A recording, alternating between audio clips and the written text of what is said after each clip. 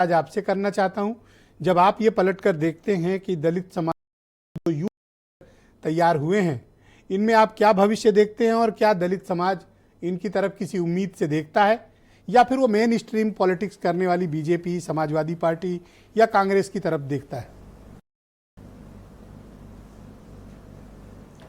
देखिए आदरणीय ब्रजेश जी, बहुत अच्छा किया आपने इस पर जो परिचर्चा रख करके आपने मेन स्ट्रीम मीडिया में इस तरह की चर्चा नहीं हुआ करती है, आपने रखा है, इसके लिए आपके प्रति आभार व्यक्त करता हूं और मुझे आमंत्रित किया इसके लिए भी धन्यवाद ज्ञापित करता हूं। आपने ठीक कहा है कि दो अभी जो आपने एनालिसिस किया है वो बिल्कुल तथ्यात्मक कहा है कि दो युवाओं के बीच में, दलित नेतृत्व के बीच में ये संघर्ष है। देखिए असल में बात यह है कि जो खासकर देखिए एक तो पिछड़ों में यादव जाति, और पिछड़ों की सबसे सशक्त जाति मानी जाती है, सत्ता में भी रहती है और उसका अपना एक कमिटेड वोट बैंक है। इसी तरह से दलित समाज में जाटो समाज जो है वो परिपक्व है और अपना बहुत सद कर के वोट करती है, समझदार।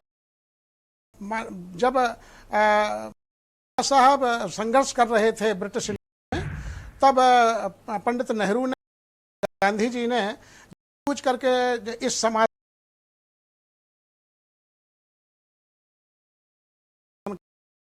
आज़ादी के बाद भी, वो आज़ादी के पहले भी तो वो सोच रहे थे कि इनका हमें समर्थन चाहिए, यदि ये हमारे पास नहीं होगा तो हम कुछ नहीं कर पाएंगे। तो ये एक बहुत सही बात है, और ये सही बात है कि ये दूसरा लीडर जब तक नहीं देते हैं अपना जाटो समाज, जब तक कि पहले वाला जो बर्षतम है वो एक तरह से संन्यास्त ना हो जाए या उन्हें लगे कि अब ये ठीक नहीं है। मैं देख रहा हूँ कि जब तक बाबू जगजीवन राम रहे तब तक मानवर कांसीराम साहब का उभार नहीं हुआ, लेकिन जैसे ही बाबू जगजीवन राम साहब का देहावसान होता है तो फिर मानवर कांसीराम साहब के साथ और बहन मायावती के साथ ये समाज शिफ्ट होता है। लेकिन अब इस समय जो सिचुएशन आई है वो बड़ी विचित्र है कि इस समय और आकाश आनंद उनकी विरासत को लेकर के चल रहे हैं। ऐसे में चंद्रशेखर का उभार कितना स्वीकार्य होगा ये इस चुनाव से साबित होगा। लेकिन ये सही है कि दलित समाज से दो नेतृत्व उभर रहे हैं, इनका स्वागत किया जाना चाहिए। इन दोनों में आप पोटेंशियल देखते हैं अभी भी, या इनमें से किसी को आप सुपीरियर पाते हैं? देखिए जहां नगीना जो सीट पर जो लड़ रहे हैं चंद्रशेखर जी, और वो सहारनपुर, उनका चूंकि उनका गांव सहारनपुर से 30 किलोमीटर है, और जहां इसे चुनाव लड़ रहे हैं ये बहुत अच्छी आबादी दलितों की है, खासकर जाटो समाज की है, तो निश्चय ही उनका उस तरफ कार्य क्षेत्र रहा है। युवकों में उनका रुझान जरूर है, लेकिन जैसा कि आपने बताया और जो सच भी है, दलितों को या दलितों के युवाओं को सड़क पर उतार करके हम उनका भला नहीं कर पाते हैं। बाबा साहब इस चीज़ को समझते थे, मानवर कांसीराम साहब भी इस चीज़ को समझते थे, इसलिए इस तरह से दलितों का यूज कभी नहीं किया गया है।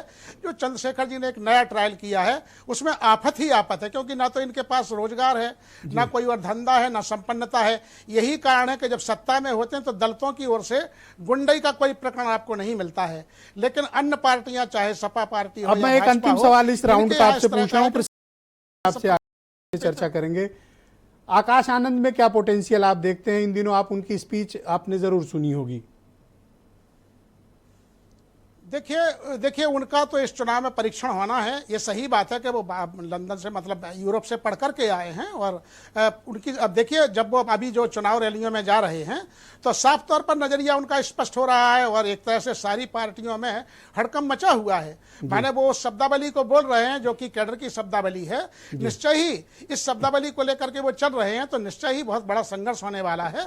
हाँ, ये सही बात है कि आकाश आनंद जी का टेस्ट इस चुनाव में केवल नगीना में ही नहीं, सारे उत्तर प्रदेश में उनका होने वाला है, और मुझे लगता है कि वो जमीन को टच कर रहे हैं। जी शुक्रिया आपका, हमारे साथ जुड़े रहिएगा, इस परिचर्चा को आगे बढ़ाएंगे। डॉक्टर समीर सिंह